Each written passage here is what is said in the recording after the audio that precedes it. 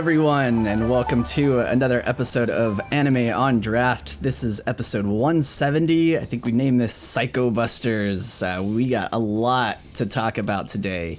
We will be going over numerous things. We got some announcements. We got another Modern Times beer, the Loma Land. We also have a McKellar beer. I forgot the name of that. What was the name of that? Drew? Nothing less. Nothing less. Nothing more. Got the Nothing Less from McKellar. Welcome, gentlemen. Hope you guys are doing well. It was hot today, and yeah, it was to get hotter tomorrow and the next day. Yeah, it was not expecting that today than I was usual. really hoping for things to start cooling down. Yeah, same here. It was a nice Yeah. 91 today, or 99. Not so bad. That seems refreshing for where you are. It was refreshing. It was great. In fact, I went outside. None of Nice. that. None of that. not here. No, I didn't leave my place today. Yeah, we got a lot to talk about. We are, of course, we're going over our Orishiri. We are catching up on the past, I guess, 2 episodes that we're going to cover today. So Shinsekai Yori and Moaru Penguin Drum will be going over episodes 21 and 22. We also will be going over some of our show finales, like Uzaki-chan, Rent-a-Girlfriend, Demon and Misfit Academy. We'll go over the finales for those later. And we got a ton of news. And of course, like I mentioned, we got an announcement. So we're sort of changing things up with our weekly discussions. We're going to be going over our series premieres. Next week, we're going over our initial thoughts. We're also going to be doing our 3-episode rule. So we'll be covering these 3 shows: Akudama Drive, Hypnosis Mike, Division Rap Battle, Rhyme Anima. That's a So long name. excited for that one. Yeah, Kami-sama ni Natahi. We'll be going over those 3 shows in depth next week. We'll be talking about their premieres. And then after that, going forward, we're going to be switching things up just a little bit. We're going to be kind of prolonging our weekly discussions on the newer shows, the fall 2020 season, just so we can have a more in-depth discussion towards the end of the month. So with that being said, we're going to be going over our Orishiri shows as well. So next week, look forward to our our hotly debated topic of what we're going to be talking about in our next Orishiri. So bear with us, follow us on Twitter, join us on our Discord. That way you get notified whatever we're going to be discussing on a week-to-week basis. You can also have your input on an Orishiri show if you think we should watch something in specifically. You can throw your vote in there in our Discord. So, yeah, I think that about does it. All right. Let's start. Thanks for watching. Yeah, that does it for us. That's what I said about does it. We're hoping to get some more discussions and debates with a little bit of a longer format and waiting a little bit more than a week. So hopefully you guys enjoy the slight change, and we'll be looking forward to some more discussion topics on the fall shows coming soon. So without further ado, let's get into our Orishiri, and let's start it up with Penguin Drum. Wanna hit it?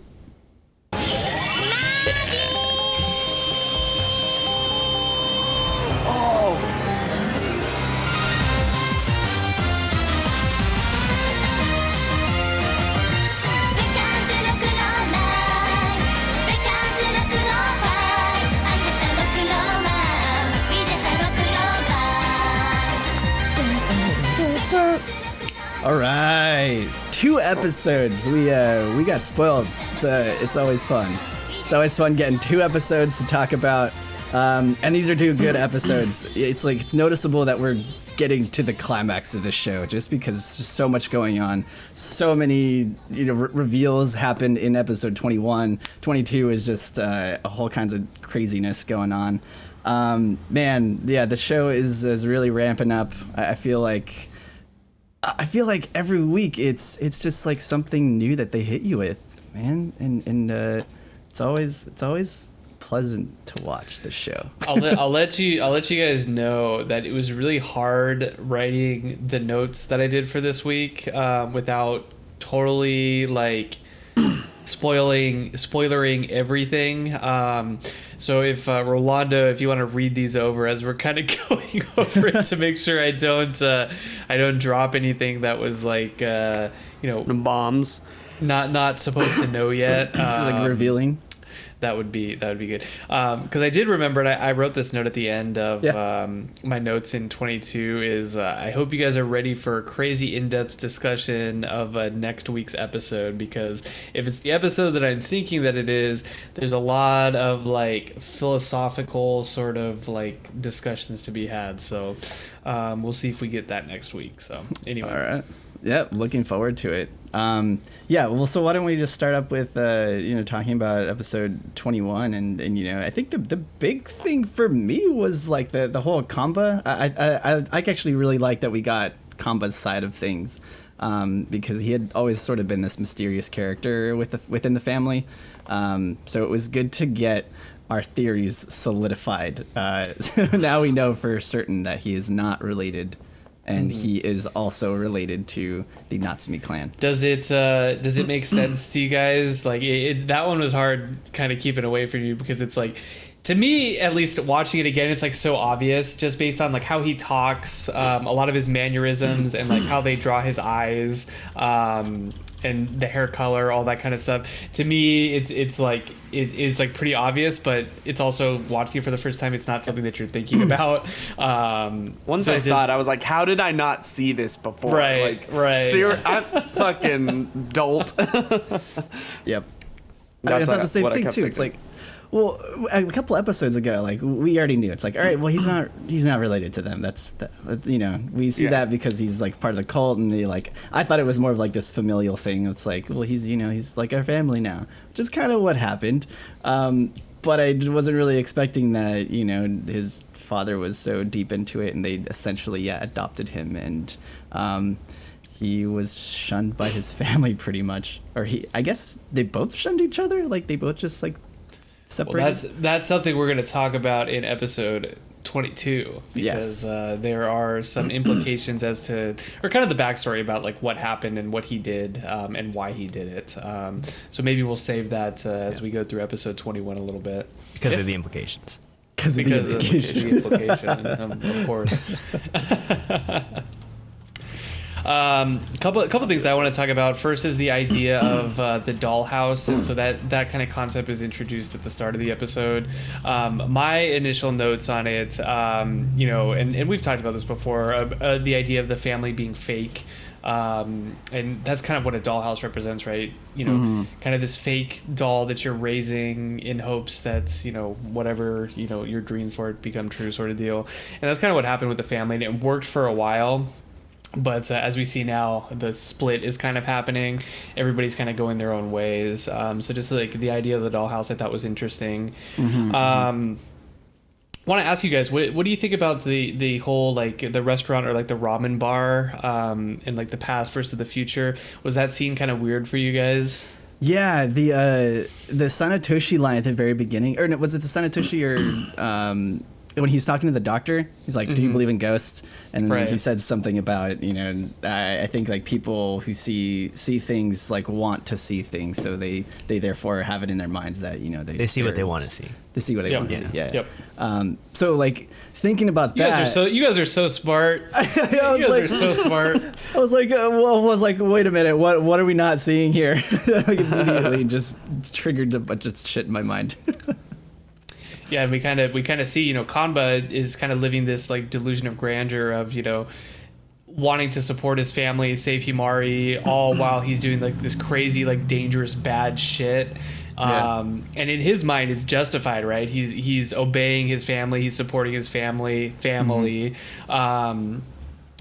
All the while, like, it's not really that rosy, and that's not how it really is from everybody else. You see, like, Yuri and Tabuki, they walk in and they discover, like, totally beat up, skeletons in the closet, literally. Himari kind of sees the same thing.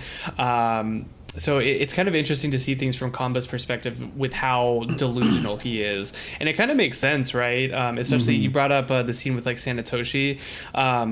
We kind of confirm with his conversation with the doctor that he is the leader of the Kiga group, but he's also a ghost, or, and we'll talk about it in the next episode, a curse. That's important.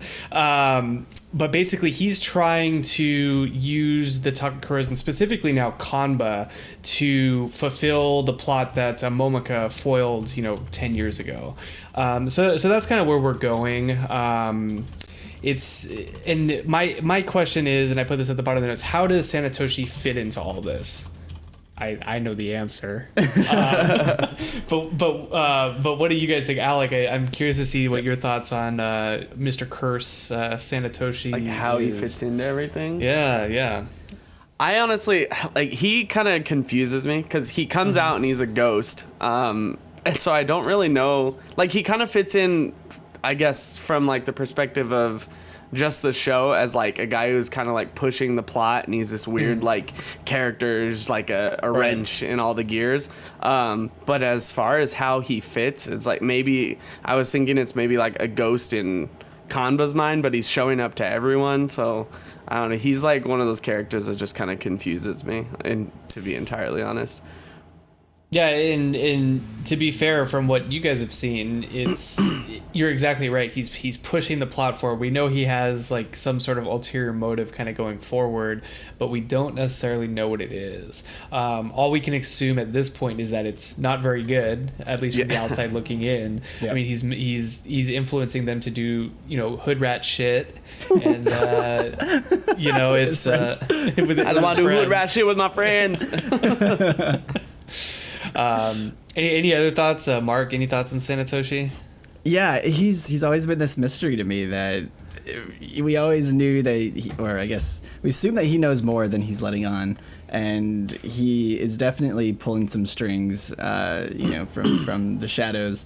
Didn't really, I didn't see that this was coming, that he was sort of this curse, or that he was sort of non-existent. I kind of had a feeling that he was connected to some other, I don't know. I just thought it was like some other plane or some other like I don't know. I guess it's like, now that I think about it, yeah, it totally makes sense. I was just like, I just didn't get there like logically. So yeah, like I think this is pretty interesting. I think I'm surprised he was an actual person. Like I always thought that he was just some fake thing, like the hat. But then to find out he's like the dead leader dude, supposedly, yeah. I was like, whoa, hang on. Now I'm thrown for a loop. Yeah. Sorry, didn't mean to cut you off. No. You guys are good. The last thing I kind of want to talk about before we move into maybe the next episode, unless Rolando has some other things he wants to talk about, but the idea of role reversal between Himari and Kanba. So Himari basically says goodbye, and she's kind of moving into like this next role of accepting her fate, and in doing so trying her best to save Kanba. And so, kind of a role reversal, right? Kanba's always like trying to save her, do everything he can to save her.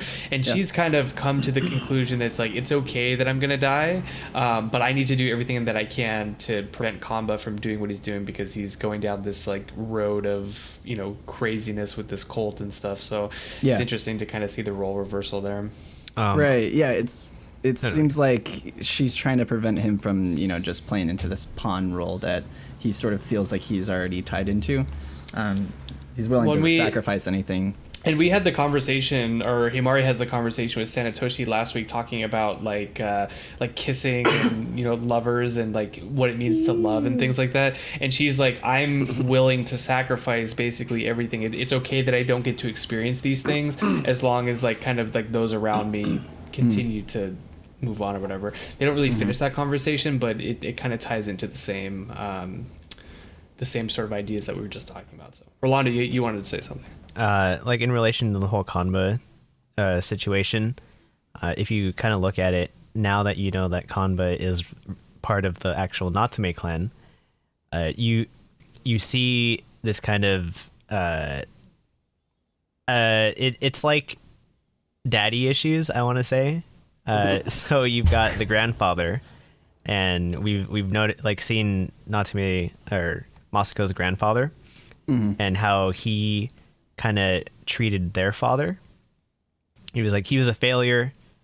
He amounted to nothing, and then in their father's eyes, Kanba failed him, and like he died, and so it's like this cycle of like being a failure, like in the patriarch's eyes in that family. And it's kind of interesting because you look at Natsume and she wants to save Kanba, and then you look at Himari and she wants to save Kanba, and Ringo wants to save Shoma. You've got like this recurring theme of these strong like female characters that aren't the ones that need to, or technically Himari needs to be saved at some point, and then Ringo needs to be saved at one point, but they end up becoming the ones that are saving like the male characters later on. So it's kind of interesting to see that dynamic switch. And there is like this kind of weird, I don't know what the only thing I think is just daddy issues, but like this weird like daddy issues. It's daddy issues for sure, but it's like the feeling of never being good enough. And that's seen in a lot of the different stories, like Yuri's story, that's big. Kanba's story now, that's pretty big. Ringo, a lot of the characters that we're introduced to, they're never good enough in the eyes of the people that they respect. And that's what kind of drives a lot of their personality, and basically shapes who they are in the story. Yeah, I think it's a very astute point. Like, especially in the beginning of the series, it kind of felt like it was the complete opposite. Like, these female characters like needed saving in a sense. I mean, Himari, the whole first half of the show was sort of this like damsel in distress, sort of. She was just this very minor character that the guys were just trying to figure out a way to protect her and save her. And now, it's the complete opposite, especially with like how vulnerable everyone has become throughout the process of the show. I think the other thing that I like had, pop into my head was just was thinking back to Sanetoshi, his relation to the family. I think that what I still have questions about is, his tie to Himari, and how he is going to sort of culminate in either trying to save her or have her create this sort of, or be the catalyst to destroy the world. I still don't know what his connection to her specifically is. When you guys got to remember, we haven't had survival strategy we've had it on the show, but we haven't had survival strategy in a while. So what's going on with that? Why hasn't that occurred? Yeah. And what's going on with Mario too? Because he had a hat, right? Yeah. For a while, this episode, as Masako was like trying to, find, or sorry, I guess in the next episode, Masako was trying to find Kanba. I was like, what happened to Mario? Like, what happened to trying to save him? Die? And like a minute later, she's like, and Mario, you forgot about him. I was like, oh, okay, yeah. So we didn't just forget about Mario. I keep thinking he's got to come back somehow, right? They can't just be like random other kid who gets a hat. Yeah. And then they're just like, that's it. Can they? Or can they? Yeah. Hey, they're all kids with hats, with penguin hats. They're all just kids with penguin hats, and they love it. They love surviving. That's the survival strategy. Get a cool hat. Gotta get a cool hat. Do you think his transformation is the exact same? It's the exact same process. He walks down. He even wears a dress. He does the runway walk down the down the stairs. 100%. Dress comes off and everything. Yep. Yeah. And he kisses Definitely. Kanba still, right? I think he actually has an even bigger dress than she does. Like even more boisterous. He's in the black robot, actually. Oh. Yes. Oh, okay. Nice. There you Makes go. sense. Perfect. Yeah. Gundam. Beautiful. Gundam. Yeah. Gundam. I don't know. Any other notes from episode 21? Or are we moving to 22 now? I'm good. All right. Well, episode 22, Alec just lit up. Hello. You just got very Yeah. bright, buddy. You got you looking a yeah. little pale there. Yeah. We're trying to fix Shining that. bright. Yeah, episode Shining bright 22. like a diamond. This was also kind of crazy. I actually really like this episode, just because. That's a of- good episode. Yeah, there's a lot of sacrifice in this episode, by multiple characters. What's his name? Tabuki. I keep wanting Yeah. wanting to call him Takakura, but that's the kid's No, that's name. that's the family name of yeah. Tabuki. Yeah, we got Tabuki, we got Masako. Yeah, I don't know, Drew. Why don't you lead us off into episode 22 here? Again, Sanetoshi's kind of like the main theme, and is probably going to be the main theme kind of going forward, because like Alex said, he's the catalyst for like a lot of this different stuff. But important, the idea of curses. He even says it during this episode. I am the curse, and he's kind of looming over the different parties, specifically Kamba in this situation. We don't know how much influence he has over like what Kamba's doing, but it's pretty evident that something is driving Kamba to do this, other than his insane need to save Himari. And like I said, he's the catalyst with all that, because he's the one who's like, quote, like providing the medicine. He tells Kamba like medicine stops working after a while, and so he's like kind of moving forward, for better or for worse, for the path that he's down, which is cult activities, bombings, all that kind of stuff.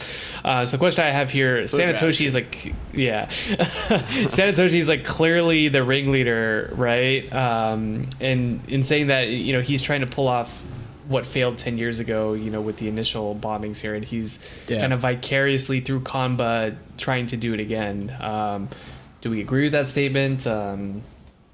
True or false? True or false? Or false. True. Irabe. True. Yeah, I think that this is his chance at, not redemption, but a second chance. I want to say, and I think Kamba is sort of like foolishly rushing into this, or running into it, just because he feels like he needs to try to do this to save Himari, but B, also because he has no choice, because he's already in the whole cult Giga group, I guess. Yeah. Does he have a choice? Does Kamba have a choice? Who knows? Alec, do you think he has a choice? Sorry. Does he have a choice, like in continuing to work with the group and stuff? Yeah. Is that what you're asking? Yeah. I don't and there it goes again. I don't know. So I'm gonna be frozen here because I'll have to restart everything. So I'm just gonna keep talking. I don't know if he actually has a choice. I feel it seems like he doesn't. Like he's kind of forced into this situation, but at the same time, it almost feels like he's forced into it like by himself. Kind of like Drew was saying, he's like delusional, and maybe it's just like he thinks he has to do all these things and be a part of this to save everybody, and he could just walk away from it. That's kind of what I was thinking. Let me try and... He's like pigeonholing himself right now in a bit.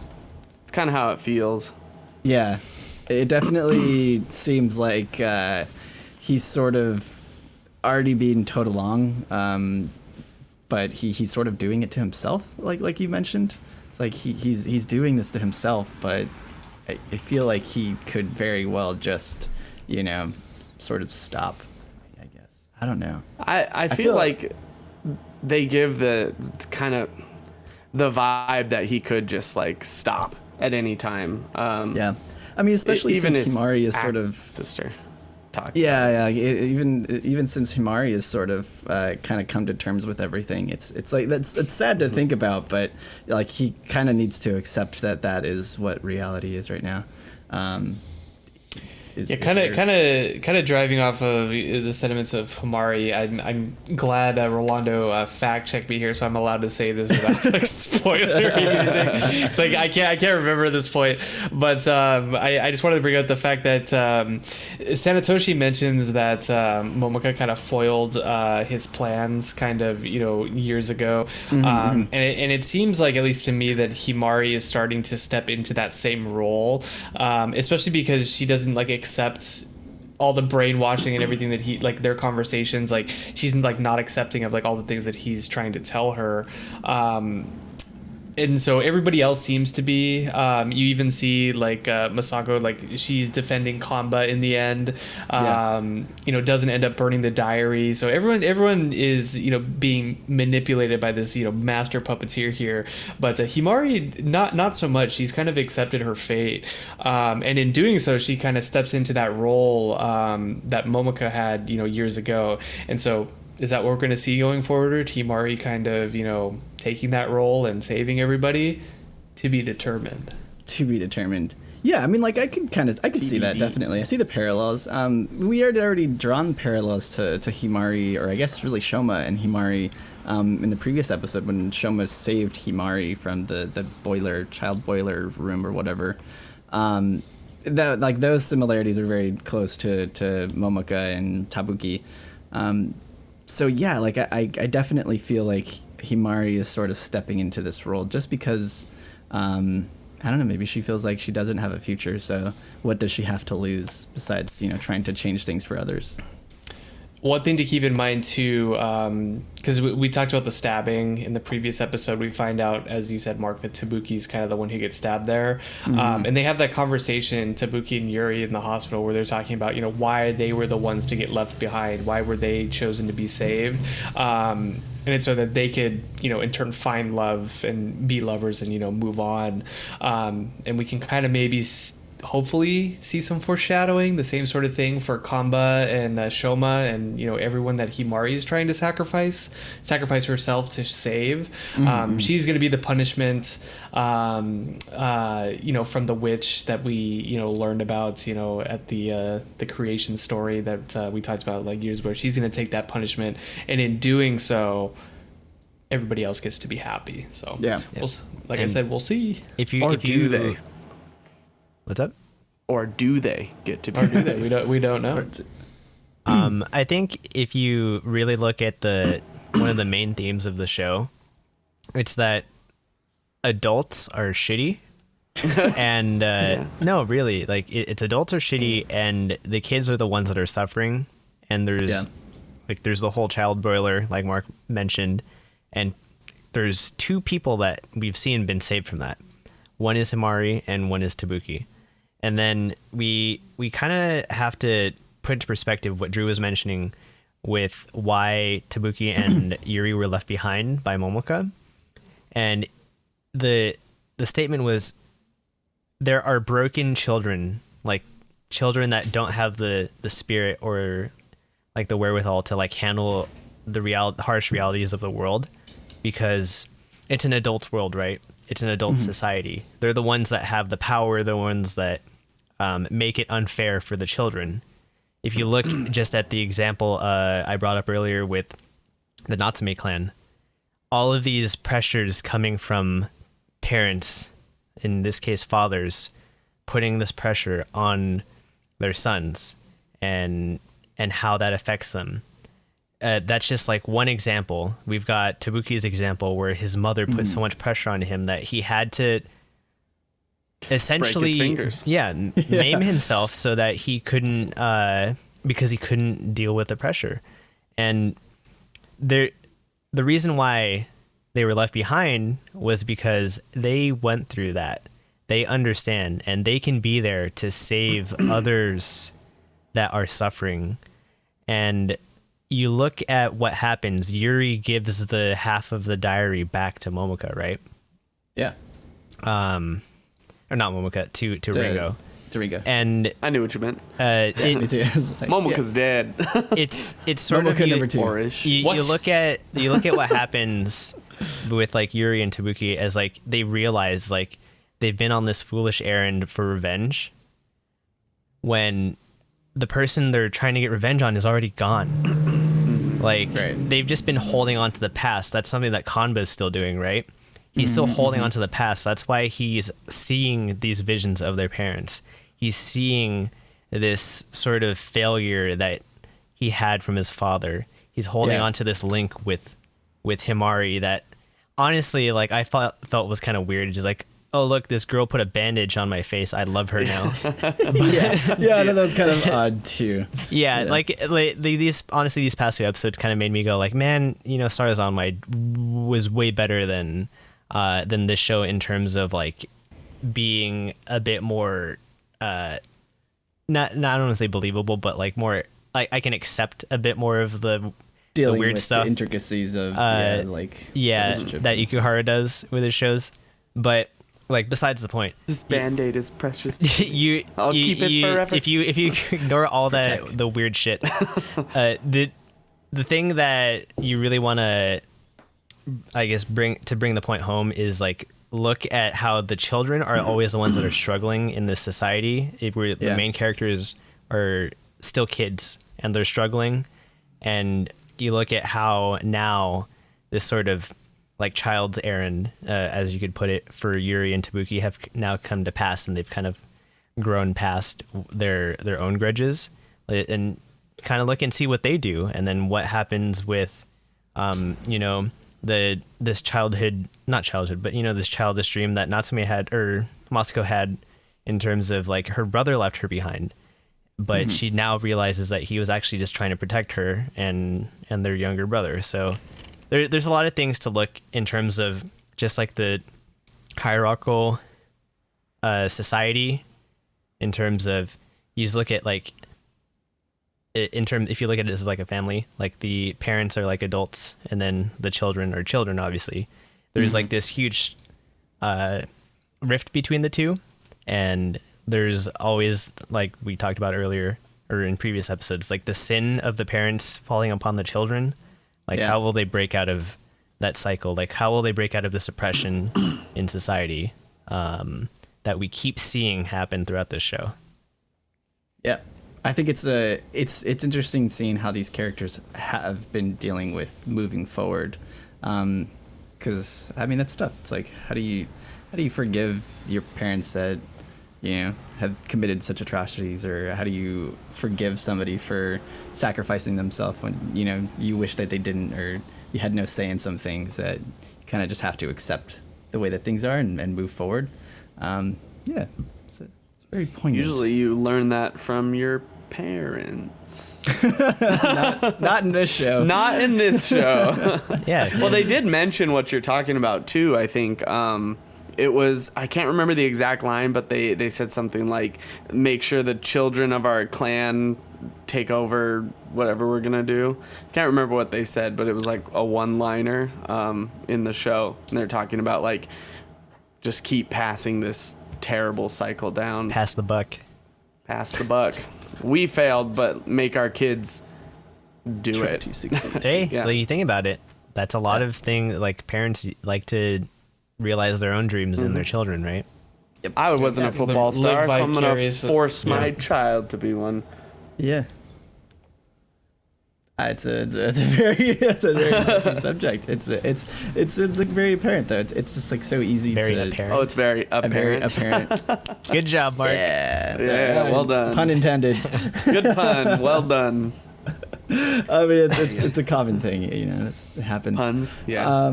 Yeah, puns. Sometimes you just hit them. Sometimes you just don't. Sometimes you miss them. Yeah. Well, anyway, yeah. I don't know. I think you got like one more note in here, Drew, about Masako. Oh, just at the end of the episode, she ends up sacrificing herself to save Kanba. It's what we talked about before. Everybody's falling in line for Sanetoshi's plot. Other than Himari, she's kind of the wild card, so be on the lookout for that.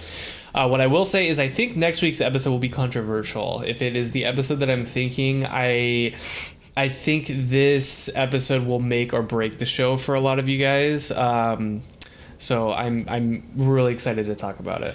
Rolana's got a big smile, like holding back a grin. Interesting. We've come 22 episodes, and it's like so far we're fully on board and really love the show. So you're telling me, Rolanda, do you agree? If you're thinking like the same thing that I'm thinking, do you like agree with that statement that it's like kind of controversial? Yeah, the show was controversial when it came out. Like, there's one reason behind it, and it's gonna happen. All right. Yeah. All right. I think it's next episode. Well, I'm gonna watch it looking right forward after we finish. to having the discussion. Right. It's something to look forward to, right? You gotta tease it a little bit. Maybe I'll Yeah, wait till yeah. Monday. Yeah, I guess. Am I It's looking fresh. forward to it? Should I be? Should I not be? I don't know. course. I guess we'll get into it. We'll get into it I next think week. any time that you get an episode that's like it may change your opinion of an entire show that you've liked is always exciting to me, at least. Now I'm like It's the anxious. twist. Now I'm getting like like, I'm gonna hate getting the show severe now. Mark's anxiety. Like, I need to know. No, we're done with this Orashiri shit. I think we're done with this episode. I'm gonna go watch Yeah. that episode 23 right now. That's- Oh, we'll get into episode 23 next week. I am looking forward to it though, very much so. So cool. Look forward to that. Let's get into our second Orashiri show. Shin Sekai Yori. God, that's always a mouthful to say. This is again episodes 21 and 22. We finally got the reveal. It's definitely not Maria, and it's definitely not Mamoru. but Bombo. But it's a combo. But it's both of them. it's half of each of them. It's half of is. each of them. Yeah, But with that was two crazy. X chromosomes. That was crazy. And yeah, I mean, yeah, sorry, like again, spoiler alert. We're 20 some episodes in. But guys, I want to say, and this was like the one big note that I had, that I was onto something about the babies. It Yeah. was, You were. Yeah, I was onto it- something. it was a little A less little dark. Yeah, it was going wasn't. It real- wasn't that real far. far. Yeah. I was going real far with it. It was a more but I- realistic version of that. Yeah, but I was onto something there. Just wanted to say. You were onto Very something. good. Yeah, you Very were onto good. something. I'll give you that. It's easier to take them rather than force one person to make them. I would have. I think that would have been even crazier. That would have fit right into the horror tag. Like you get these It, monster. it also monster probably would have rats. gotten the show Yeah, taken down. Yeah, or that's something. probably. Yeah. Yeah, Probably that's- wouldn't have all been. A little too far, yeah. Dang it! That's some real gritty shows. Come on, now. Good try, Mark. Let me write a show. Yeah, well, these episodes are crazy. Like, it was really cool seeing, of course, Saki meet back up with Satoru, seeing that he's okay. And you know, we get the back to the whole, you know, escape from the ogre. We get more of the trying to deal with the Baka Nezumi, and you know, what are they going to do from here at this point? What is their answer? What is their direction? What is their goal? And I'm glad that we are finally moving towards let's just destroy them all, because yeah, that needs to happen. It's like stat. yeah, like yesterday. Yeah. Yeah, I don't know. I mean, we'll just go. Well, sorry. Let me just bring it back to the to the fiend, to the ogres, about the kids, or I guess the kid. The kid. Should I say The kid. It's their Yeah. one. It's the one ogre that they The- have. Yeah. I don't know. I mean, like, what were you guys' thoughts on like seeing this ogre child as it is compared to, you know, we've had this fear and we've seen this fear of children in the adults so far, and it's like now that we see an actual kid who is sort of like untethered. I don't know. I'm not sure like what you guys' thoughts were at that moment, like seeing that or seeing the reveal. Well, I mean, it's So I have literally questions. a child that has no brainwashings. So yeah, like I have questions too. It's like, you know, obviously the Bakunezumi are like smart. They were able to manipulate this child into becoming this. But I think even Saki and Satoru, like, how did they do it so fast? Like, them being out of society, them raising it, how did they succeed so easily? You know, when all of their society is based on preventing these things and there's like countermeasures in place, how are they so easily able to do it? So that's like a question I have. The other thing that I kind of wanted to bring up though was the idea of like role reversal. We see throughout the show that the Bakunezumi call the humans like kami-sama, like gods, and then they refer to the fiends or the demon like as demons. And so now it's like reversed, right? They catch that one Bakunezumi in the tunnel, and he even says, he's like, you know, you guys are the devils, that thing is like our messiah, our savior. So it's interesting to see kind of like the role reversal and like the fall and potential collapse of society. We don't know if it's actually going to happen yet, so Again, a We know who's psychobuster. behind it all, though. It's Yakumaru, aka Squira. Screw it. Yeah. So, He's a smart motherfucker. As sinister and evil as he is, for him to kind of execute a plan on this level is pretty remarkable for his level of quote intelligence, Yep. which they make you underestimate it throughout the show, but it's like now it's like kind of comes to the forefront. He's able to plan all these things. You see it like through how they attack, and the tactics of like stealing the human infants. Like it's super conniving and calculating, but at the end of the day, you can kind of see where he's coming from, right? Like even the Bakunezumi, like in the tunnel, says like, we are intelligent beings. We deserve to be on the same level as you all, and you don't treat us this way, and that's bullshit. And that's why Yeah. we're doing this. well, and Yeah, it's like their how- power that prevents them from being on equal footing. And so, how do you put them on equal footing? Well, you just eliminate the ones that are in your way. I like how Saki phrases it. She's like, "We didn't treat you that badly." Like, I mean, Yeah, I don't know about You that. enslaved them. Yeah. Made them do your bidding. No, we let you have wars and stuff. they're pretty fine. Yeah, you gotta subservient. sign a piece of paper to You have signed war with up each for other. it. Yeah. Right. You gotta be all diplomatic about it. And if you get too strong, we'll kill you. But Don't Yes. do that. we weren't that bad. Don't do that.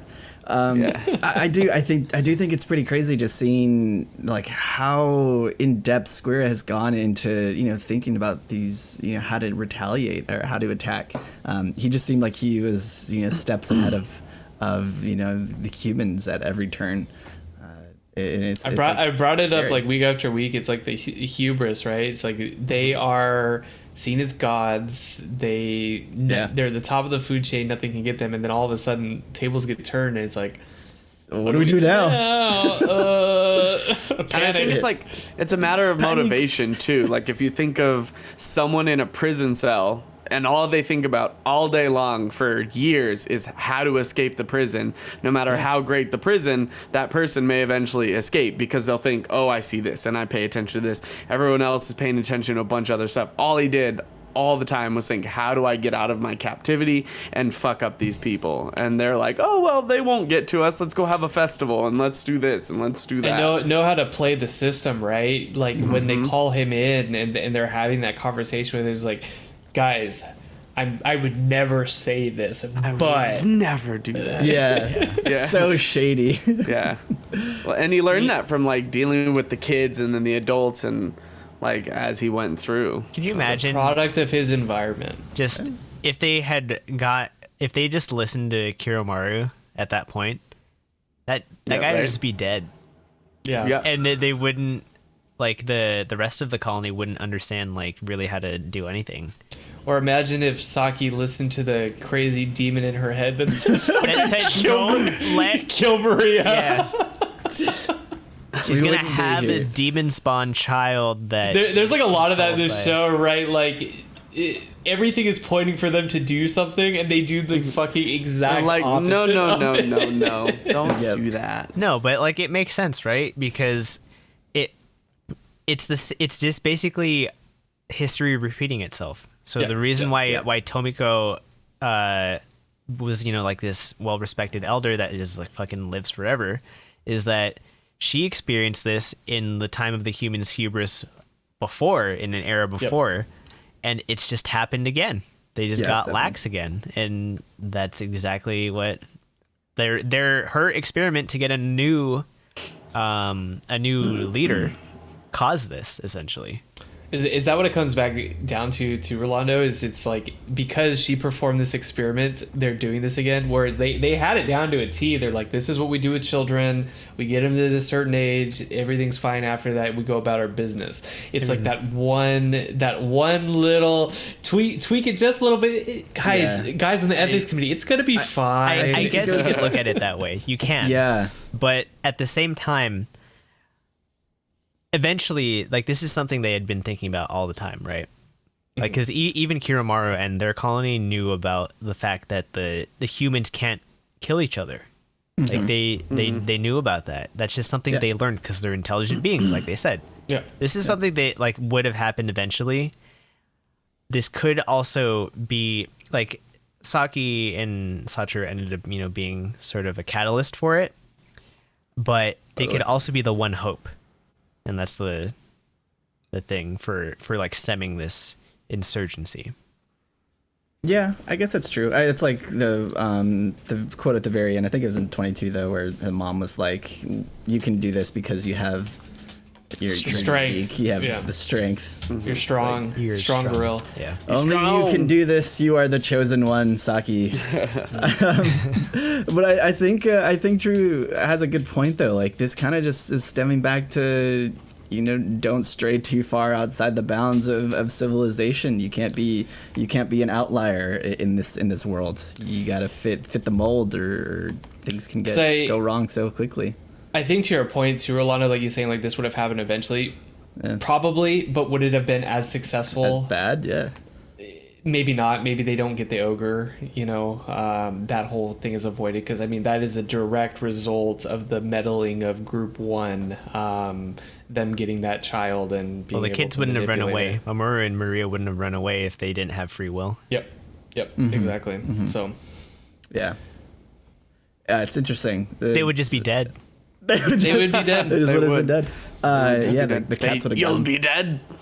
Yeah, I like how that was their sort of answer. Like, maybe we could sick the cats on them because that has worked against, so many other children that have exceedingly strong powers. It's just funny because they're their own downfall.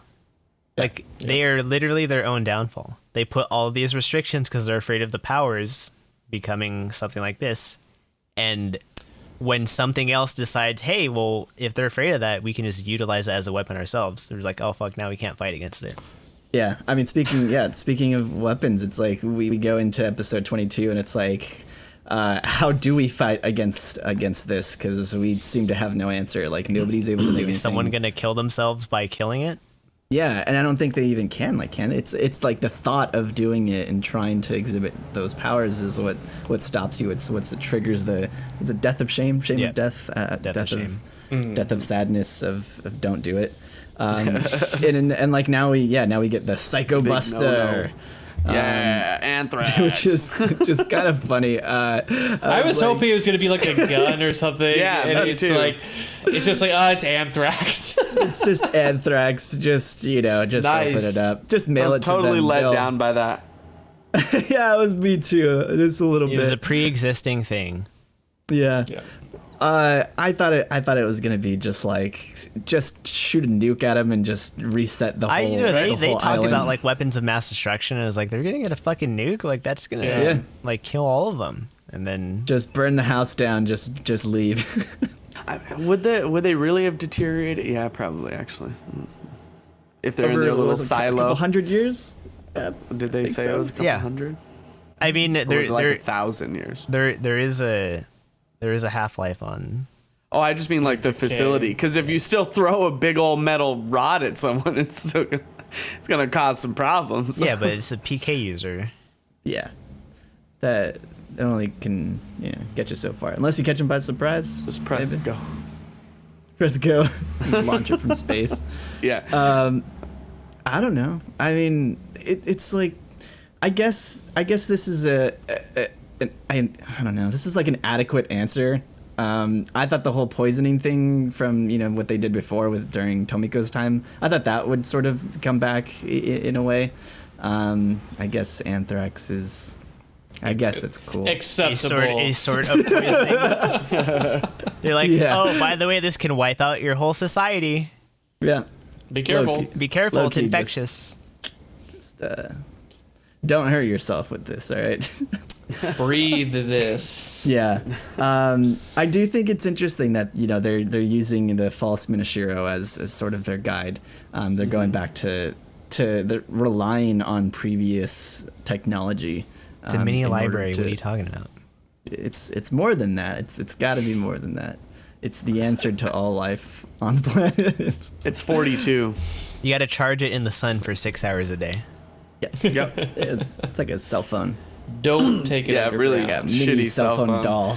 A cell phone that takes 6 hours to charge. No Yeah. thanks.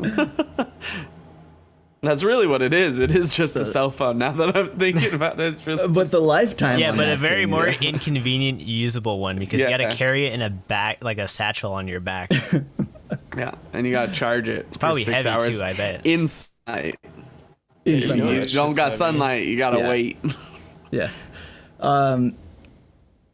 So episode 22, like, I'm glad that we see Kiromaru again, too. I kind of missed that guy, so it seems like he's also helpful. You have a note on here as well, which is an excellent question. 'cause Yeah, I was thinking the same thing. I don't trust this motherfucker. He's got like he does that like weird grin thing. Weird little- They like zoom in on his face and he's On like his- does that crooked smile. Smirking. It's like I don't know. It's like so many times like people have like betrayed and there's a fucking highway outside. God damn it. So many times like in this show it's like there's been someone who's like betrayed them or like gone against them. It's like I mean, you see it like gonna happen. It's like gonna happen again with this situation. So we'll see if it actually happens. But I don't know. I don't trust him. You also kind of have to look at it in the sense that Kiromaru now sees a weakness in the humans, but he also has this remaining grudge against Yakomaru. And so I'm wondering, so it's like he's got Double that, agent. like, I feel like the grin that I saw, it was like, it looked more of like a hatred sort of grin, that I'm wondering He's if getting he's payback type of thing. if he's using them for payback, because his whole colony got wiped out. Yeah. And so his only way of getting revenge is to kind of get the humans to kill them for him. Yeah. But like now he's learning all this stuff that is like, well, like how do we kill like one of the worst types of, or like most powerful humans? Oh, we use this thing. Well, now he has that knowledge. So it's Yeah. like, what does this do in terms of him? Like, I mean, obviously he They're doesn't have way he too has a trusting. colony, but like it could also be a thing where it's like, well, now he has this knowledge and he can overthrow society if he feels like it. But I don't know, who knows? Yeah, who knows? I feel like at this point he's probably thinking like enemy of my enemy is my friend sort of a deal. But yeah, I mean, absolutely. I think that he could have some sort of ulterior motive, especially in the future. It's like if he makes that alive, he's going to use this, or he could use this information against them, and the humans maybe- trust against them. Right. They trust him way too much. I'm a little skeptical He's shady. about him. Yeah. He's shady. Yeah, I don't trust him. Yeah. Because he had two different types of smile too. It was like the crooked teethy smile, and then that like shady sly smile. And so he just shady sly. I think he's playing both sides. That's what I think. I think he's got something going with the humans. He's got something going with Yokomaru somehow, and he just wants to fuck both of them. Because he hates everyone. He's I'm like, the I hate king." being Dave. I hate that you killed all people. I just want everyone gone so I can Yo, sit on both my suck. porch. Y'all both suck. He just wants to sit on the porch and drink a beer. That's all he wants to do. He's a cool character, though. I gotta admit. Yeah. Keep calling I him like the him. mutant too, No, that's as just opposed to like monster rat. that's 'Cause just he's how fuzzy. how the regular people refer to the monster rats. I thought it But was they always because just call him he's monster different. rats. Oh yeah, like That's what I was wondering. Is it because he's fuzzy? well, or no, is What there if he's something a regular huge. rat? What if he's like a Have you regular seen how big like, he is? rat, not He's a the size. Right, Of, yeah, he's he's the size huge. of a human. But I want to know why he's a mutant when they're all technically mutants, Well, and they just call him monster rat. And he's a mutant. probably an How experiment. did he turn out that Yeah, way? he's probably a different experiment. Yeah, it's just questions that I'm asking. I don't think that they're, illegitimate. They're still No, good no, no. questions. I don't know how. he ended up we're like just answering your questions with our Yeah. own No, answers. but you don't know. That's what I'm No, I saying. don't I know. want I to thought know. we're postulating. Hypothesizing. Hypostulating. Hypothesizing. I just want to know, Volcanism. but because like there's other ones that look like Yokomaru looks weird as fuck compared to the others with their like snouts. I mean, I feel like Yokomaru looks like that because they want him to look hateable. Yeah, I think so too. He ugly as Trying to fuck give him a with certain his creepy persona. ass eyes. But Yeah, no, you were creepy onto something fucking there. eyeballs. Like 2 episodes ago with the Baka Nezumi who were trying to do the sneak attack on the what's that guy the monk dude. They looked The one taller with the 4 and bigger eyes? and more human like. Yeah, like they were very very distinctly like more humanoid than the regular monster rats. And it was kind of creepy. So I don't know, maybe Extra there's just creepy. like different breeds? colonies of breeds that are I just want to know why he's the different only results of fuzzy one. experiments. Like he's the only one with fur. The rest are He's naked mole rats, and he beautiful. looks like a wolf. He's beautiful. He's got luscious fur. Luscious. I just want to. I want to have no pet idea. his head. I'm not gonna lie. He looks like fucking. He looks like I want to Splinter. pet his head. Wait. Splinter? He looks Master like Master Splinter. Oh, I thought you said Squirrel. Oh. I'm like, what? No. He looks like I didn't know what Master you meant by Splinter. Splinter. Yeah, he does look like Master Splinter. Yeah. This is the Master Splinter origin story. You guys didn't know that? Oh Wow. my god. We're gonna see some turtles at the very end of the last Oh my episode. God. Mutant. No, they're gonna be babies first, and then you get into Oh, and you okay. get into Oh, wow. the ninja training. All right. All right. Any other notes on Shinsekai Yori? Anybody else have anything they want to add? No, I just want to watch the next episode. Yeah, me too. I'm Yeah. right there with you. I just want to know all what right. happens. Well then, we will get into episode 23 next week, and again, we are winding down on our Orashiri segment for this I guess run. We only got 2 more weeks of these 2 shows, so I think next week we will be discussing what we're going to talk about next. I think we're going to have a couple of picks. We had already made a list before we started, Penguin Drum and Shinsekai Yori, so we'll probably bring that up. We'll have a poll in our Discord, so the link is in our chat. Go over to our Discord, and then we'll have a poll on there. Whatever you guys think we should talk about next. Maybe another older show. What do we have on there? There's stuff. There's like a bunch. There are shows. things. And of course, there's another season of Yeah. Monogatari, which I'm kind of been like. It's not just wanting- one season. There's a lot of Whatever the next- Monogatari. Whatever the next one is on our list, I've been wanting to watch it, but like I don't know if I should wait if we're gonna do it on the show. So, yeah, It's always We'll a see. possibility. It's It's always a yeah, possibility. you never know what the random random All right. fire is gonna choose. So, I got you here. So oh nice. what we still have left, and there's probably going to be stuff added. So we have Kill la Kill, Angel Beats, Katana Monogatari, which is not Monogatari, but it's by the same No. author. It's still Nisio Isin.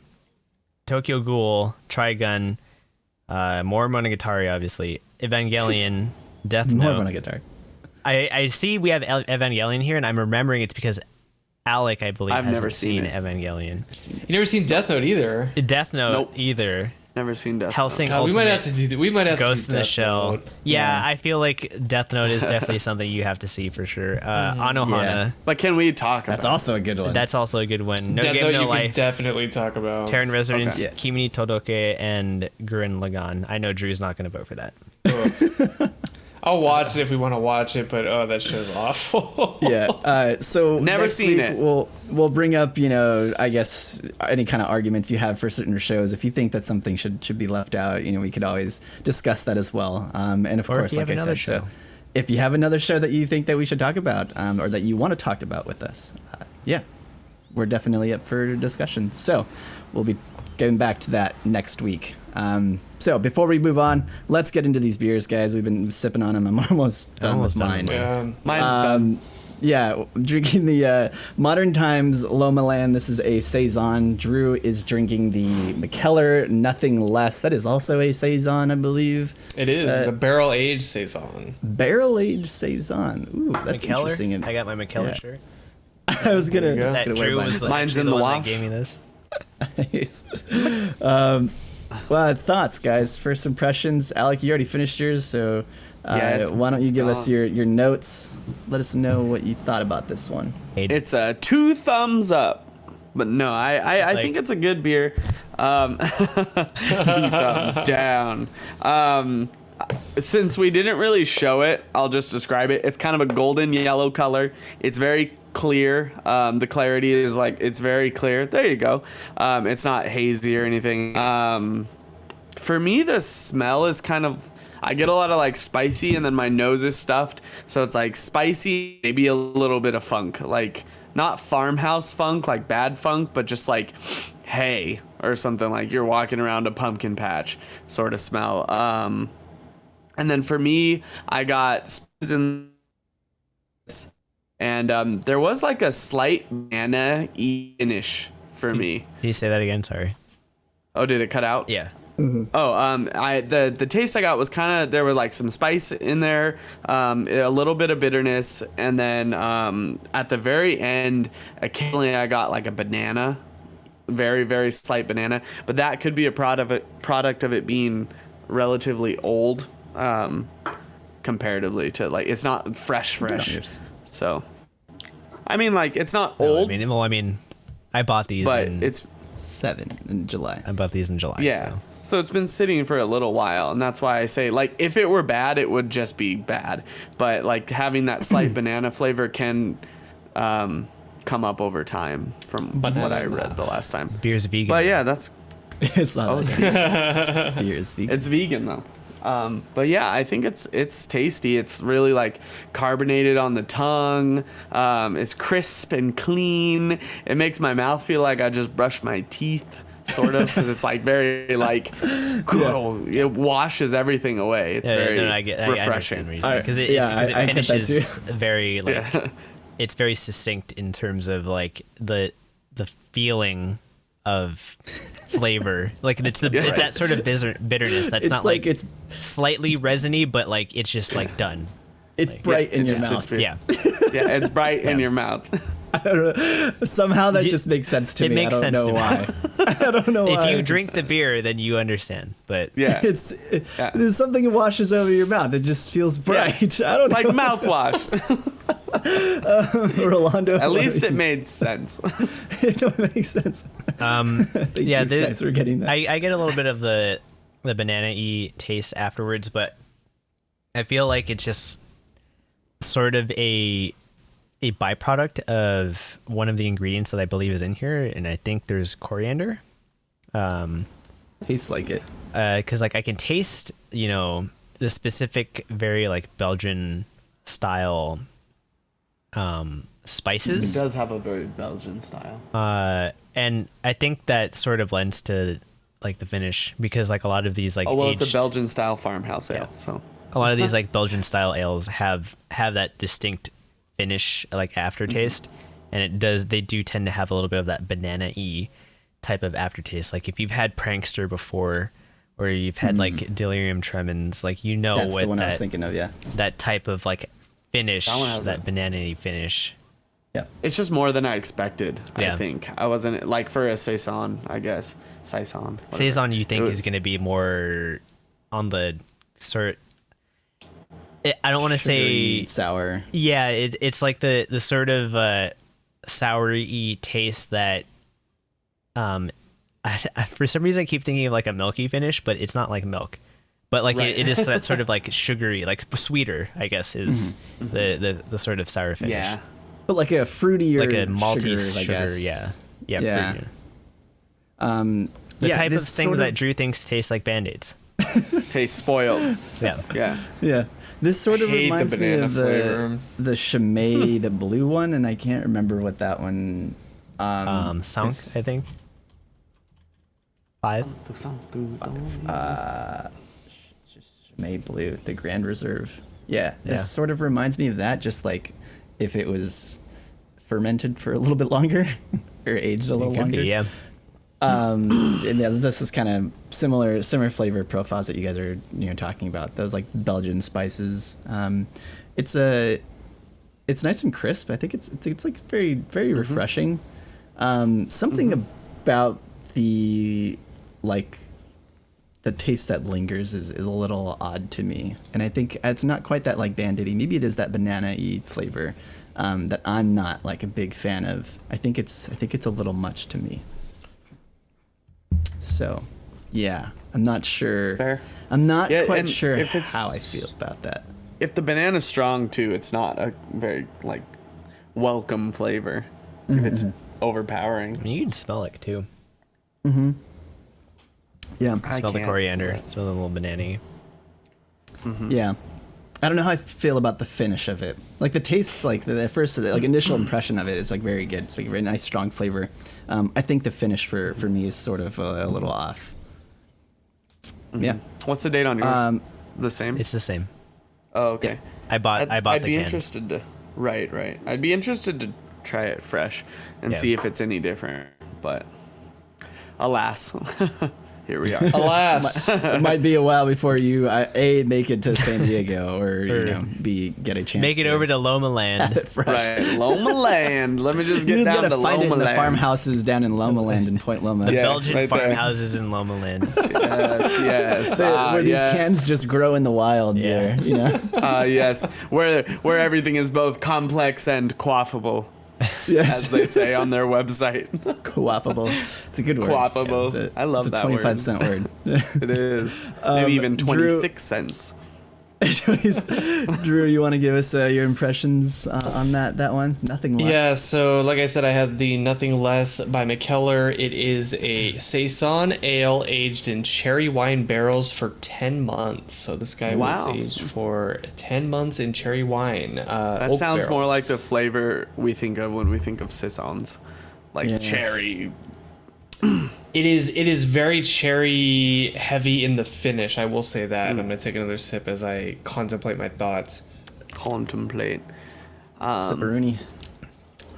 Yeah, it's weird. This is very strange. It's like in between like a honey wine sort of lambic sort of flavor up front, and then it finishes Interesting. like super barrel aged, like a little bit of alcohol-y, but super cherry, and you can really taste it. It tastes very similar to like almost sparkling wine, but it's not like super like effervescent.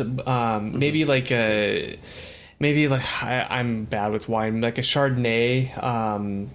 It tastes like those sort of like oaky flavor profiles in it, but like really cherry, and like that's the flavor that lingers on your palate. At least when it finishes, but up front, super lambic-y. I don't know. It's very strange.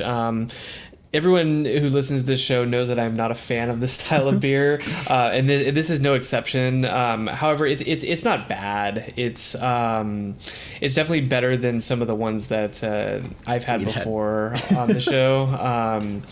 It's very bizarre, and I think the thing that I don't like is what you mentioned with your beer is I don't like the banana flavor because it's super coriandy and it finishes with that.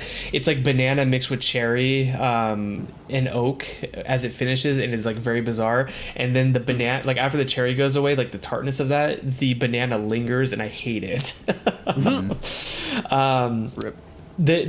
I wish it kept the flavor that it had up front throughout the whole thing, because it's like very bright up front. You get like I'm gonna take another sip. Yeah, you get like the really muted kind of oaky weedy flavors up front, and then it's just like strong banana, strong cherry, and it's like not my favorite, but I don't know. It's a bizarre beer. It's part of their Wild Ales series, and it's okay.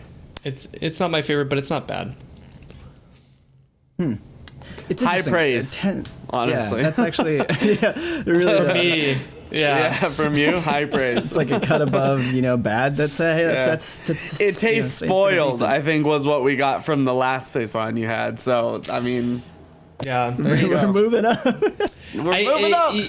You gotta think about it too. So this is, how big is this? This is 8. No, where is the 1 pint? So it's a pint. This is $15. So very expensive. But I think you're paying for like the barrels plus the aging time, things like that. I don't know. I think if I drink these more often, it's got to be less in like the 4-pack variety and more in like the aged and in a bottle and stored for a while kind of variety.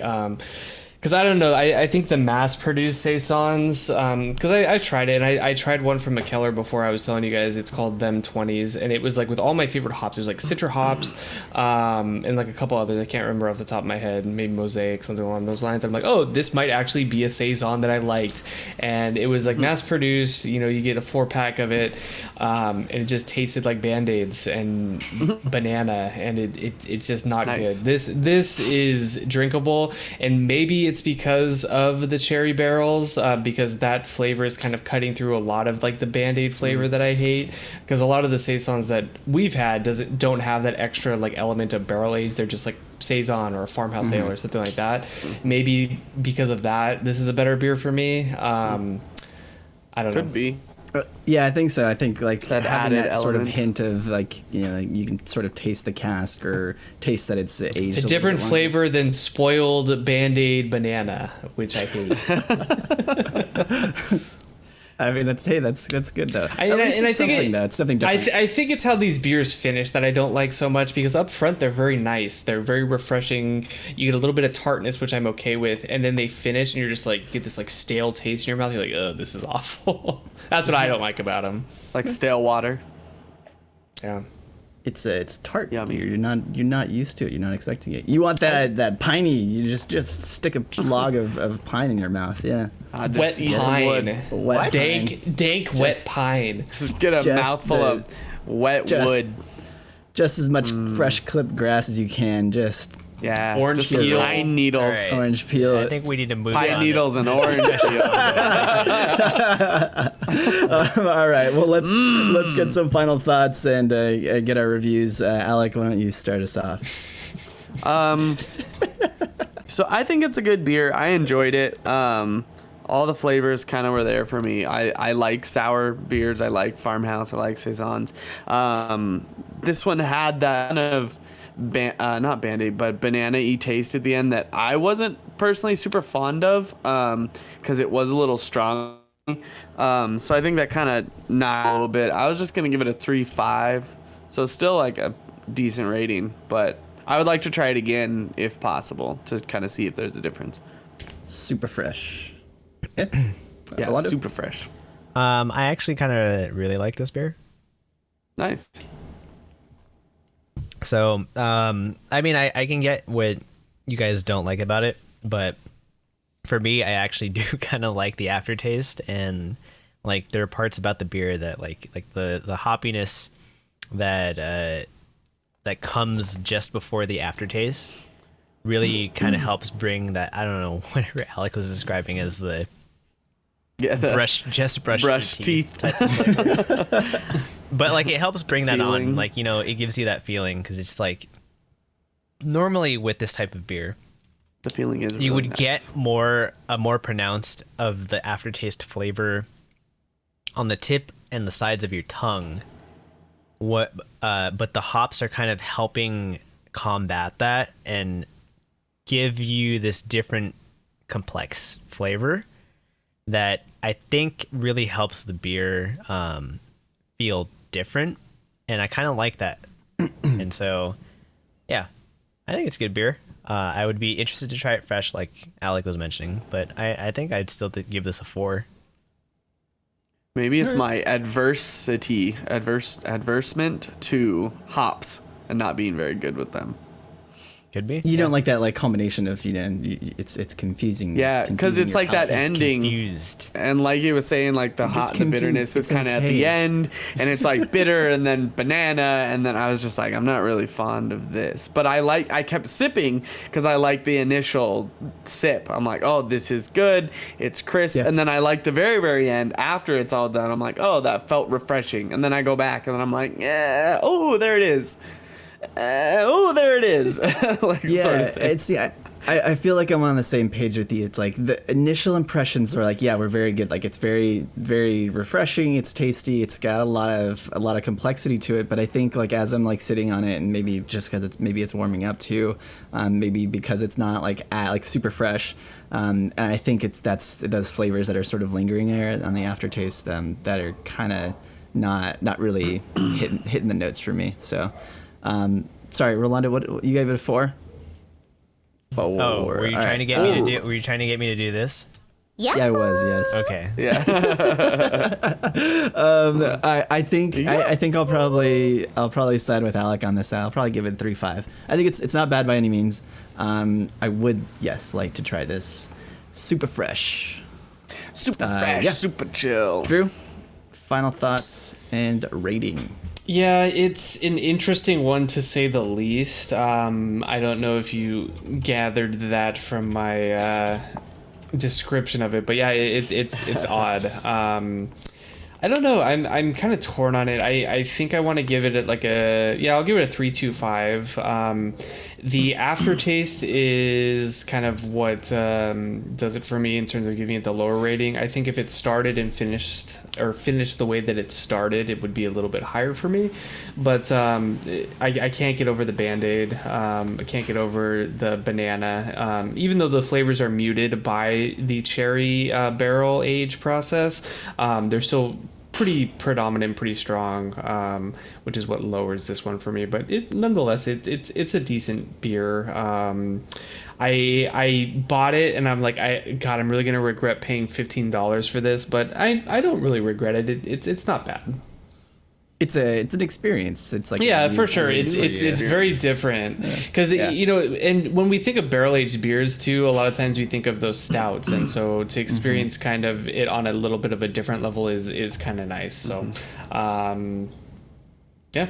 And it's nice to not see. it's not as heavily alcoholic as some of those. This is 5.3%, not as opposed to like 12% or whatever. the 14 to 16 that I'm used to drinking, and just Bottle of wine. kicking your ass, and I'm done. We did do one of those.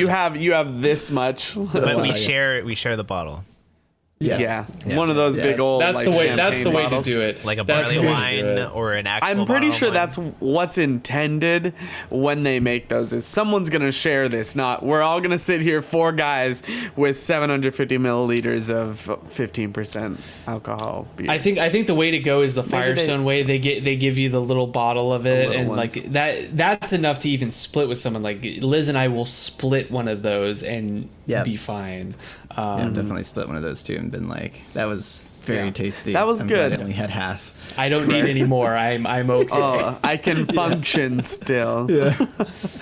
But it's nice to see that McKellar, and I think Modern Times has been releasing a lot of like their aged like farmhouse ales and their sours. I think they had a Creek that was up for sale in the latest special release sale.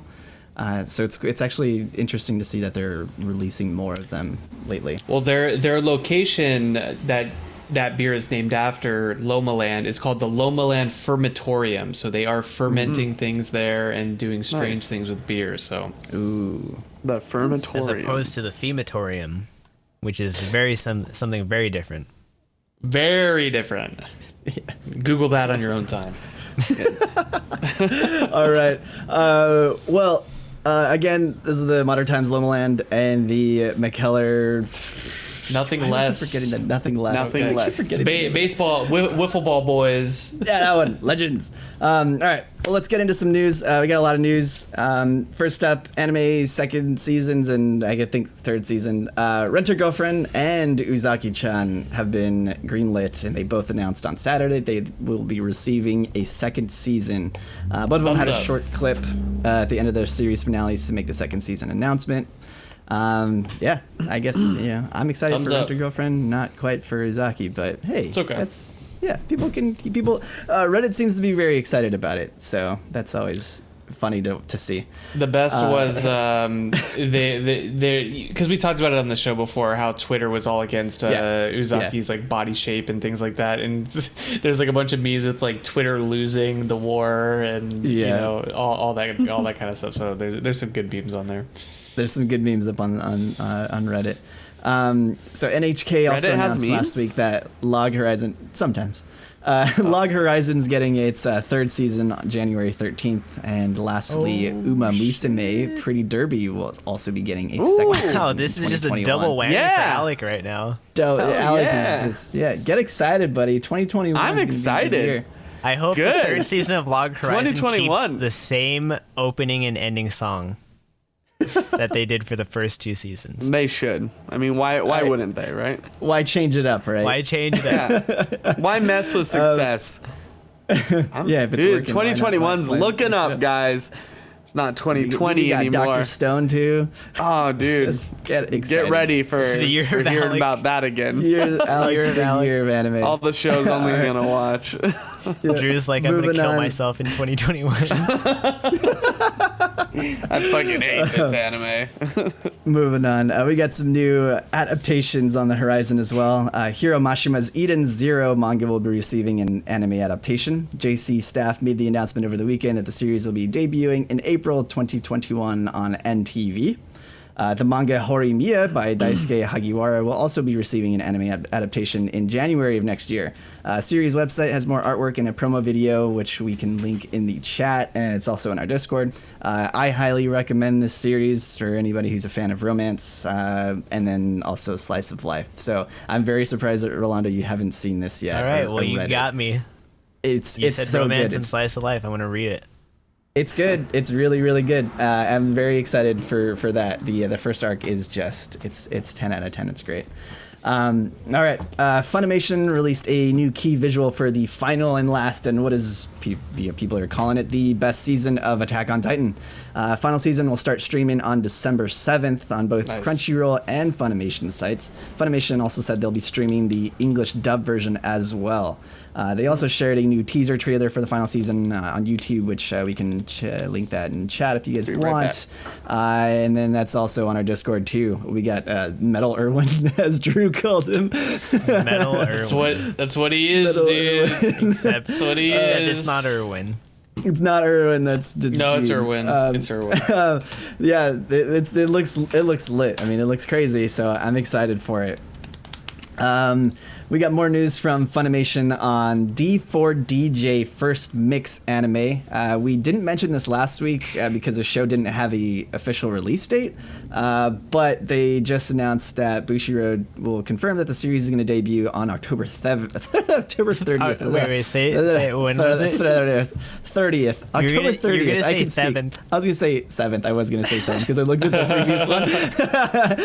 This is a new DJ theme project that'll incorporate new music and remixes of popular songs. In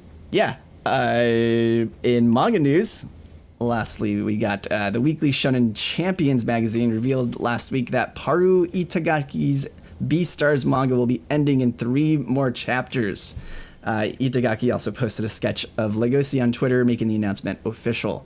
Promised Neverland is also getting a new one-shot chapter with the color spread, which will be focused on the Minerva's Code. The chapter will be released with the 44th issue of Shonen Jump on October 5th. And lastly, here we got Shueisha also announced that the spin-off chapters of Demon Slayer titled Kimetsu no Yaiba Rengoku Gaiden will be published in the 45th and 46th issues of the magazine. These chapters about the Flame Hashira Kyojiro Rengoku and will be focused on his first mission. So yeah, some pretty exciting manga news there. Looking Nice. forward to all of these chapters. Yeah. Very neat. Yep. All right. Well, let's move into our happy hour. Let's discuss some series finales. First, we got on here Nozaki-chan. I think that's Uzaki-chan. I want to say Nozaki-kun and Nozaki. Uzaki. Yeah, Uzaki-chan. slight Slight different difference. shows. Yeah, one of them I really liked, one of them I really don't like. I don't know. I'll let you guys take this away. You guys can let me know didn't see what you thought of the show. finale, actually. So Drew, you can take it away. You fool. No. It's more of the same. This show was very satisfying, and for the reasons that we talked about on previous episodes, it's just like dumb, stupid fun. Mark, I know you hate the main character. I think she's like endearing. It was kind of interesting to see like some of her backstory in the final episode. Looking forward to it. So the previous episode kind of leaves you with like a little bit of a cliffhanger, and she says we can't hang out anymore, and it turns out they still can hang out. So at least in the final episode, I don't know. It's cute, lighthearted fun. I like all the characters. It's just been like a fun show to watch. Similar to Mark, I think last season you didn't like. Kakashi Goto. I see what you're saying with this. For similar reasons, I like that show. Is why I like this show. It's just it's kind of cute fun, and It's the type of cute, lighthearted fun that just makes you feel good when you watch it. And we're gonna get more of that next season with the 3rd season of Rabbit Cafe, and I'm super looking forward to that. Yeah, I don't know if I'm gonna watch it. You don't have to watch it. It's fine. Fall season is going to be great. Yeah, there's a lot of good shows. At least there's a lot of shows that are either continuations of shows that I've watched previously and liked, or just shows that are good. So, and a lot of them not necessarily like a lot to talk about, which is like why we're kind of switching up the format a little bit that Mark announced earlier. But just good fun shows like Rabbit Cafe and some of the others that we listed last week. So if you want to know more about our opinions of fall premieres, make sure you watch episode 169 or listen to 169. Yeah. Well, I'm glad you guys liked it. I liked it. Yeah. Do we want to give ratings on the finales on the show? I guess Rolando, you haven't seen it, so I haven't seen the actual final episode, but I'd give it an 8. 8 out of 10. I mean, I would probably give the series around an 8 in terms of enjoyment. Yeah. Like This is it's a purely enjoyment Mizaki. type of show. There's literally no substance to it.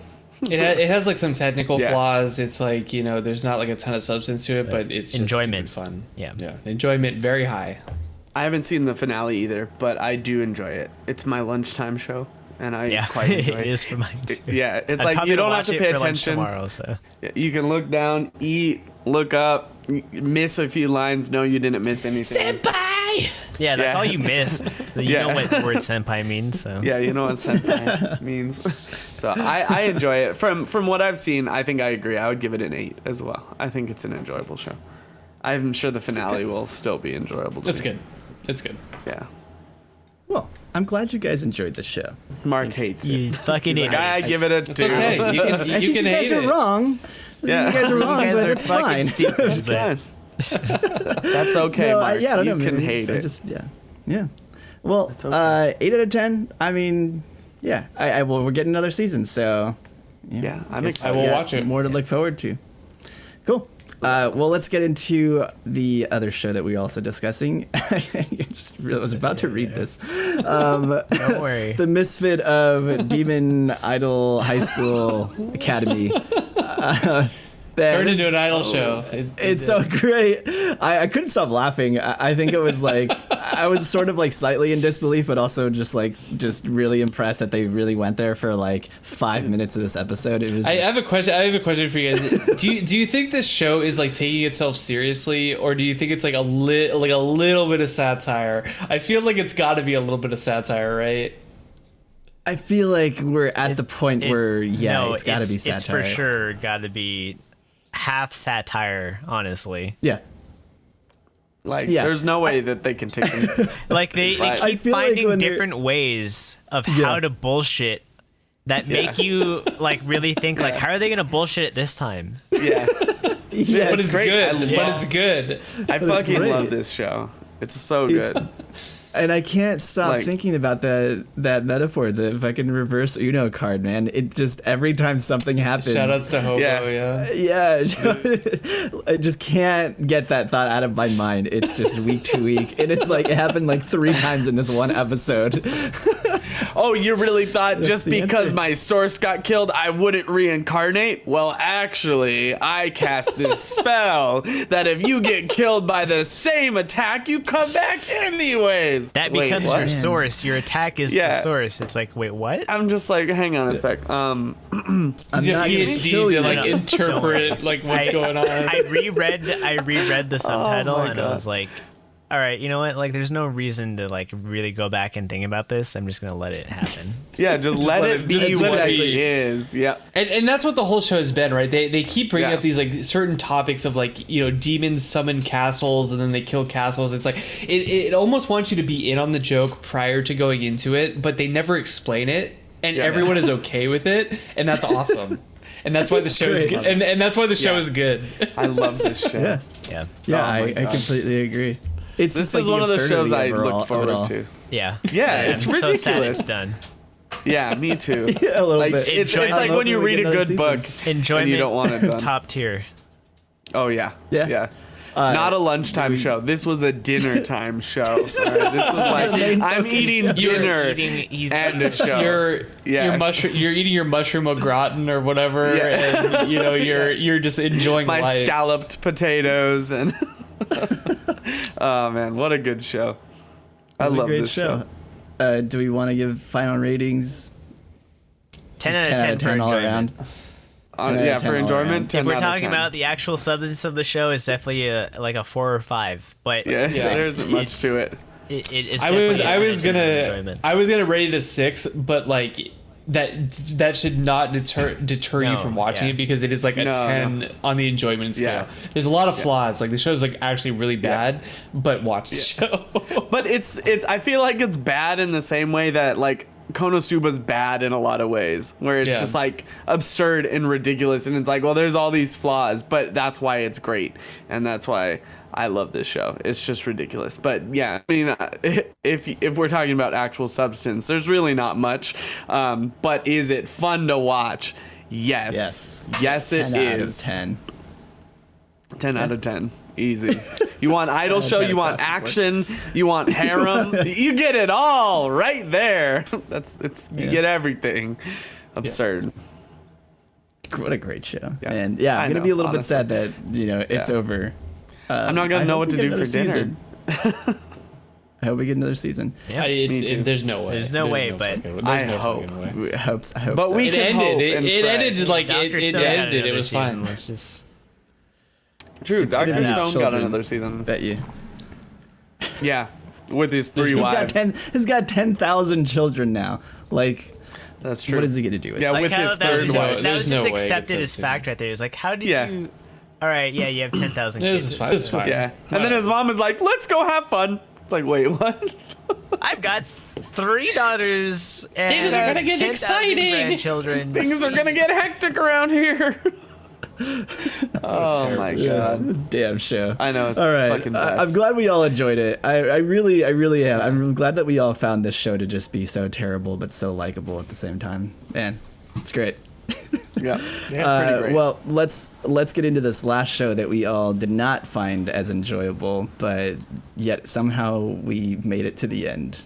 We're We here did, now, 'cause it's and we great. are getting a second season. Yes. Rent a Girlfriend. Love it. Show's so sick. Through the internet, high five.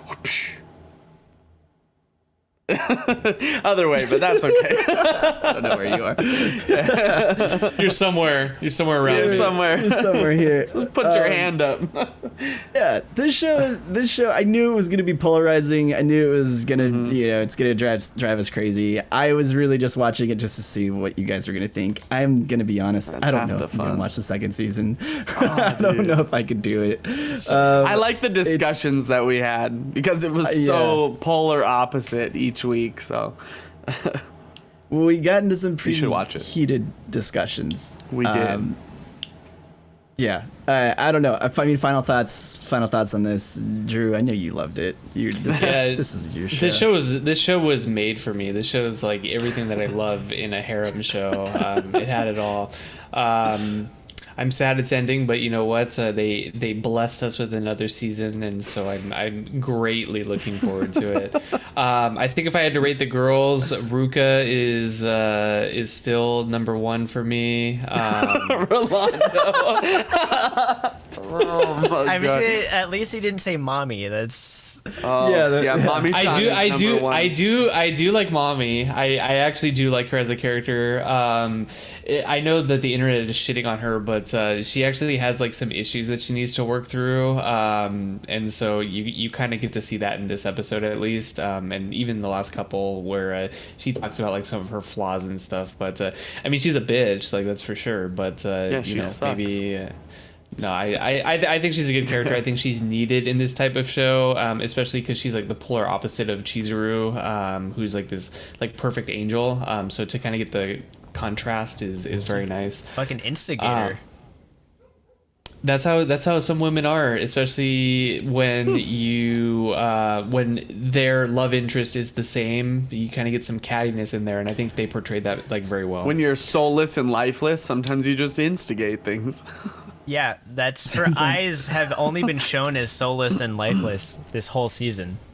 She's dead inside. She is dead inside. Ruka is still the best girl, even with her mental illness. I was waiting Challenges. for it. She has some challenges, but I don't know. It helps that she's voiced by like her voice actress does like a lot of the harem girls that I like the most, and so I think that's why I'm probably drawn to her. Chitoge being like a big driver of that. But she didn't play a tsundere, which is kind of interesting because that's what she usually plays. But anyway, I don't know. This show's Like a awesome. crazy person. If I would rate this show, I'd give it a 9. 9. Oh, All that's right. high praise. Alec, I want to get Rolando's thoughts last. Okay. I was gonna say, do we want to go to the polar opposite first, or I really enjoyed this. I think that it probably is really unexpected, but I really enjoyed this show. I don't think that that's like, after my hatred of Quince, I don't think people would. Yeah, I'm expect surprised me you to like just- this show. Yeah, I love this show. And I think it's just that there's different elements to it. It's like that harem thing, but it just feels different. I don't remember much of Quince. I blocked it out, but I love this show. And I agree. Like, Quince is I a better hate. show. I love this show. I feel like better, but- Quince got shafted in terms of adaptation though compared to this. Yep. I like this show better personally, but like, Mommy is annoying as shit, but she's a good character. I agree with you there. She kind of has her place in the show. I You need somebody like that. You just- can't just have all the girls like be the same. Yeah, you can't have them all kinda love him different. and be like, "Oh, we're great and we love you." How about you just have none of them love him? They gotta love but somebody, they all deserve love. Kazakun is the target in this situation. You just have to accept that. Everybody deserves love. Everybody. Well, Even Kazakun. trash people. I don't know about everybody. But I think Chizuru though is best grill, not Ruka. So, but Chizuru's boring. No, she's not. I disagree. I don't think She's she's a good character, but she's boring. She's too safe. It's too safe. She's not. Safe. I disagree. I think she's an enjoyable character. And, I agree she with you seems there, Alec. realistic. There you go. Yeah. She's probably, honestly, though, I will say one more thing that Rolando will 100% agree with. She is probably one of the best parts of the entire show. Rolando would say the best part of the show. I'm saying one of the. So we maybe not wholeheartedly agree, but we'll agree a little bit. And that. So my rating, probably like an 8. I think an 8 out of 10. I enjoyed it. Same amount that I enjoyed Uzaki, but for different reasons. I just thought it was lit. Like, the show was lit because everyone was insane. Like, It's crazy. It's doing a crazy weird show. shit. Yeah. All right, here it is. Rolando, give us your final thoughts and your one. rating of this show. I mean, Trash out of 10. Just I next. mean, if we're gonna be honest, like I feel like I enjoyed the finale a lot more than the rest of the series, Finale just was because good. of the actual tension that Drew mentioned that that Mommy brought up, because she is this sort of instigator, and it's like, I guess if we're gonna have to believe the fact that Chizuru likes Kazuya, then she has to be the sort of instigator that causes this stuff to happen. And like, Causes I her knew, to realize it. I knew as soon as the fact that he was gonna give in to his despair and be like, oh well, I guess I should like Ruka Settle, right? and settle. This fucking guy. Like if I'm gonna settle for Ruka. if I'm gonna like at What a least accept the fact that he is the main character for this, he should at least try and get with the best girl. So Mommy-chan. like no. You're right.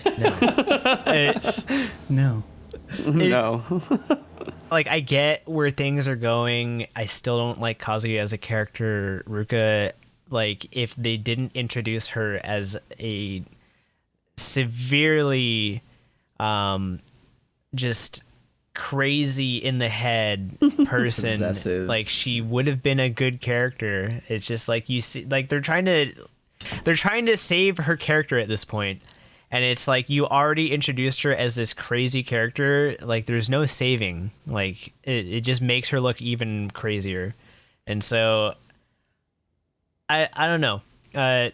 The show like I watched it till the end, and I mean to me it still feels like a kind of shitty harem show. But the fact that like Alec mentioned, like the best for me, the best part of the show was Chizuru. and I just really enjoy her character. Like, her character was enough for me to actually finish the series.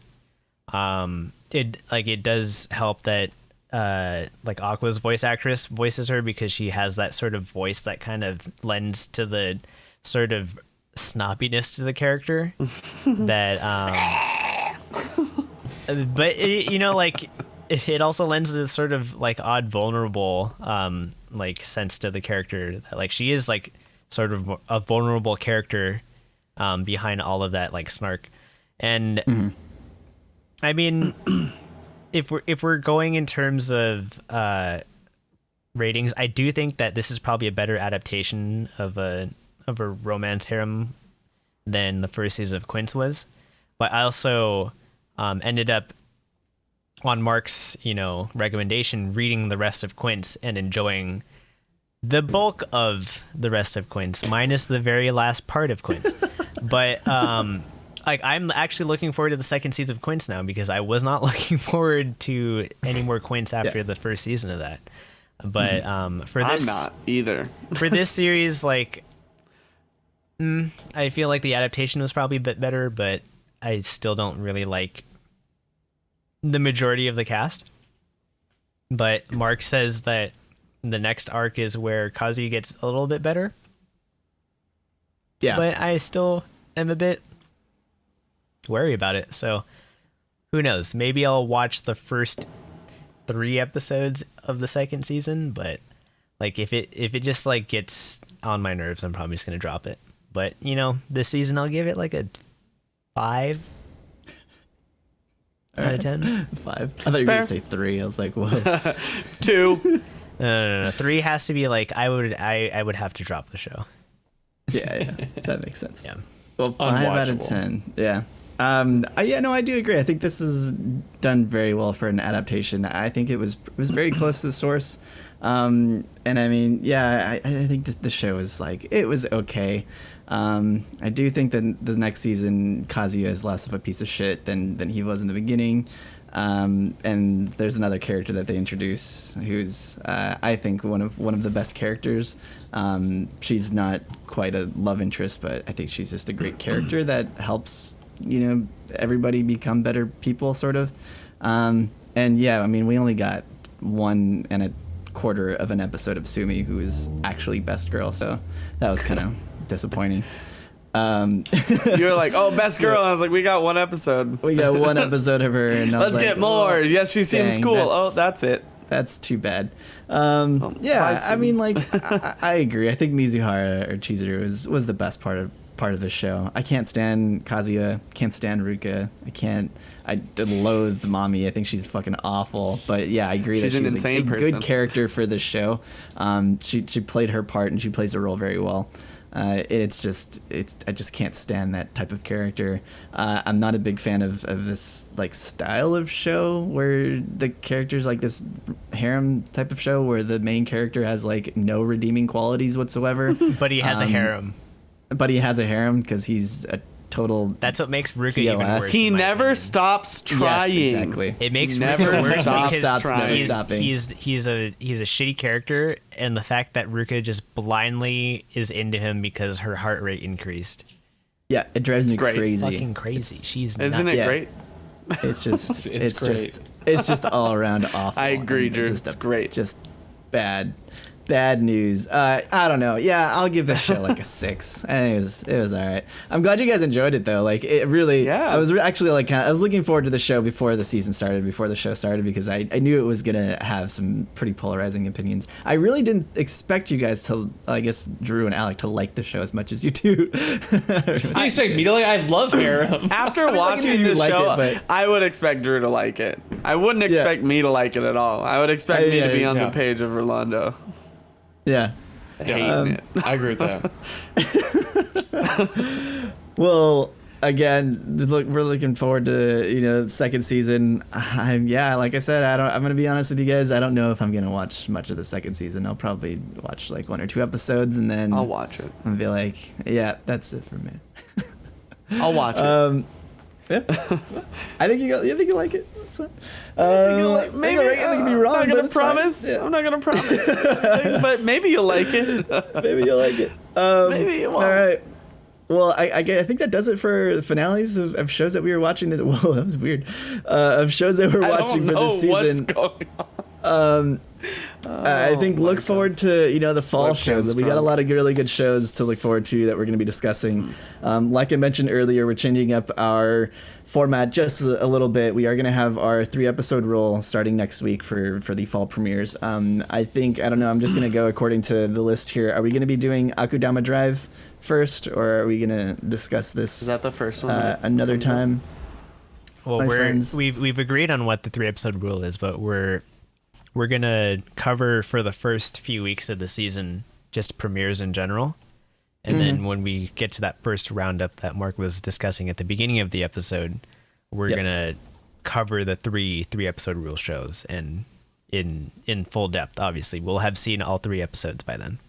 Yeah, cool. And again, those shows are Akudama Drive, Hypnosis Microdivision Rap Battle, Rhyme Anima, and Kamisama ni Natahi. You say rhyme enema? Rhyme. Might as well be. Might as well be. It's a rhyme enema. It looks Never got one of those ridiculous. It's gonna be good times.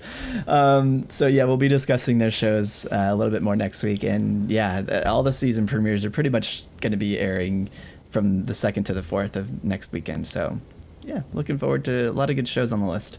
And I think that does it. Any announcements? I think we had our Clanad rewatch yesterday. I completely missed it. We watched episodes 11 and 12.